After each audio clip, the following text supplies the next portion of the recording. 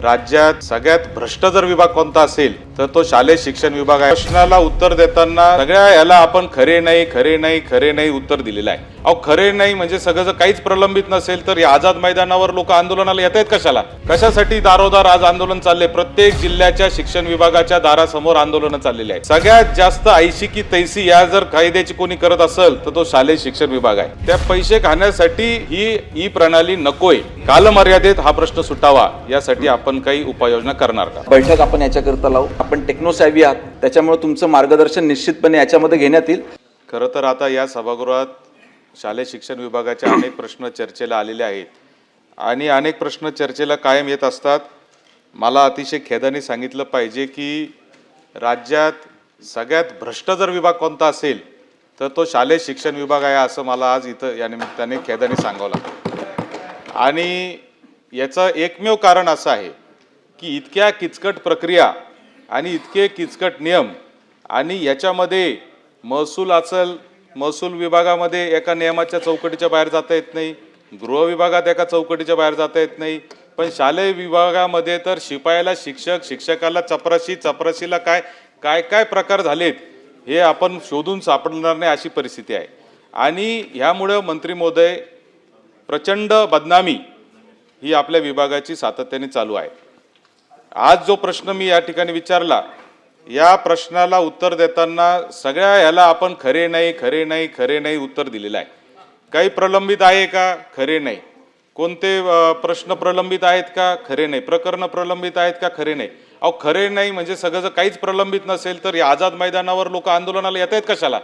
कशासाठी दारोदार आज आंदोलन चालले? प्रत्येक जिल्ह्याच्या शिक्षण विभागाच्या दारासमोर आंदोलन चाललेली आहेत आणि ही वस्तुस्थिती आहे मंत्री महोदय। आणि मंत्री महोदय कोणी असले तरी विभाग म्हणून हे कधीच सुधारायला तयार नाही, ही वस्तुस्थिती आहे। आणि म्हणून माझे काही स्पेसिफिक प्रश्न आहे की महाराष्ट्र लोकसेवा हक्क अधिनियम राईट टू सर्व्हिस ॲक्ट 2015 साली राज्यामध्ये कार्यान्वित झाला। त्यामध्ये प्रत्येक गोष्ट किती दिवसात झाली पाहिजे याचा नियम आहे। सगळ्यात जास्त ऐशी की तैसी या जर कायद्याची कोणी करत असेल तर तो शालेय शिक्षण विभाग आहे। कुठंच नियम पाळला जात नाहीये आणि याच्यात जो पैसे खायचे त्या पैसे खाण्यासाठी ही प्रणाली नकोय तुमच्या लोकांना आणि म्हणून तिच्यात सातत फाटे फोडण्याचं काम हे सातत्याने चालू आहे। कुठंही ही प्रणाली चालू नाही। आज टाउन प्लॅनिंग विभागाने BPMS नावाची एक सिस्टीम चालू केली ऑनलाईन बांधकाम परवानग्यांची। थोड्याफार त्रुटी असतील परंतु अतिशय चांगल्या पद्धतीने काम करत आहे। पासपोर्टच्या ऑफिसमध्ये जर आपण गेलो TCS कंपनीने काम केलंय, परत एकदा गेल्यानंतर माणसाला परत जावं लागत नाही पासपोर्ट ऑफिसमध्ये।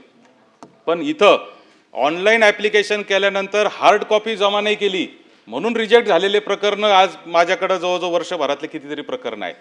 आणि म्हणून माझा स्पेसिफिक प्रश्न मंत्री महोदय आपल्याला असा आहे की अनेक प्रश्न आहेत, या प्रश्नांसाठी काही कालमर्यादा आपण ठरवणार आहात का?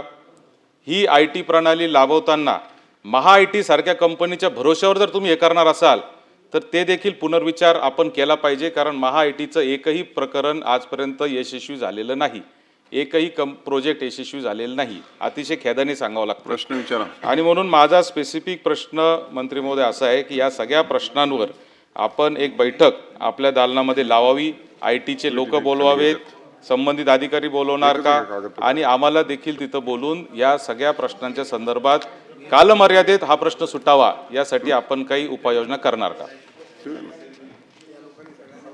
सन्माननीय सदस्य सत्यजित तांबे साहेबांनी जो विषय ह्या ठिकाणी मांडला, काळानुरूप प्रत्येक विभाग हा डिजिटलायझेशनकडे त्या ठिकाणी वळतो आहे। आपल्या विभागात देखील बऱ्याच प्रमाणात डिजिटलायझेशन झालं आहे, परंतु आपल्या ज्या सूचना आहे त्या समजून घेण्याकरता आणि तशा पद्धतीचे बदल आपल्या विभागात करण्याकरता निश्चितपणे बैठक आपण याच्याकरता लावू। त्या बैठकीला तुम्हाला देखील निमंत्रित करू, कारण आपण टेक्नोसॅव्ही आहात। कोणत्या प्रकरणामध्ये कोणचं टेक्निक वापरलं पाहिजे हे सत्यजित तांब्यांना व्यवस्थित माहिती असते, त्याच्यामुळे तुमचं मार्गदर्शन निश्चितपणे याच्यामध्ये घेण्यात येईल। फक्त एकच विनंती आहे, आपण हे जे शालेय शिक्षण विभागावरती ताशेरे ओढले आहे की सगळ्यात भ्रष्ट, माझी आपणास विनंती आहे, आपण जे सर्वजण ह्या ठिकाणी बसलेलो आहोत आपण सर्वजण तिथूनच आलेलो आहोत, त्याच प्रणालीमधून आलेलो आहोत, त्याच व्यवस्थेमधून आलो आहोत, परंतु त्या व्यवस्थेवर असं इतक्या गंभीर पद्धतीनं बोट ठेवण्यापेक्षा ती व्यवस्था सुधरावी कशी याच्यावर आपण काम केलं पाहिजे असं मला वाटते. कारण ह्या देशातल्या शिक्षण प्रणालीनं इतके मोठे मोठे शास्त्रज्ञ, इतके मोठे मोठे नेते, इतकी मोठी कलाकार ह्या आपल्या देशाला दिलेले आहे, ज्यांनी जागतिक स्तरावर आपलं नाव त्या ठिकाणी केलेलं आहे. आपल्या या आरोपामुळे आपल्या राज्यातले शिक्षक देखील त्या ठिकाणी बदनाम होऊ शकतात. भेंडे साहेब. माननीय सभापती महोदय, बोला. माहिती खोटी असेल तर मंत्री महोदयांनी लाचलुचपत प्रतिबंध कायद्यामध्ये शालेय शिक्षण विभागाच्या किती लोकांवर कारवाई चालू आहे, किती लोक सस्पेंड झालेत, किती लोकांची इन्क्वायरी चालू आहे, ती माहिती पटलावर ठेवावी. योगायोगानं लाचलुचपत खातं देखील माझ्याकडेच आहे, इंटेलिजन्सही खातं माझ्याकडेच आहे. त्याच्यामुळे मला प्रत्येक विभागामध्ये कुठं का होते, कोण कोण काय करते याची विस्तृत माहिती सभापती महोदय मला देखील आहे. फक्त माझी विनंती एवढीच आहे की आपण सर्वजण इथे लोकांनी कशाकरता पाठवले, आपली व्यवस्था, आपली प्रणाली अधिक मजबूत करण्याकरता. आपणच जर का ते बेकार आहे करत बसू, मग लोकांनी पाठवलं कशाला आपल्याला. आपण सर्वजण पोहोचलोच, आपल्या सूचनांचा निश्चितपणे त्या ठिकाणी स्वीकार करण्यात येईल. डिजिटायझेशन देखील आपण त्या ठिकाणी निश्चितपणे करू. परंतु माझी विनंती एवढीच होती की हे मांडताना ही जी व्यवस्था आहे, ह्या व्यवस्थेतूनच आपण सर्वजण त्या ठिकाणी पुढे आलो.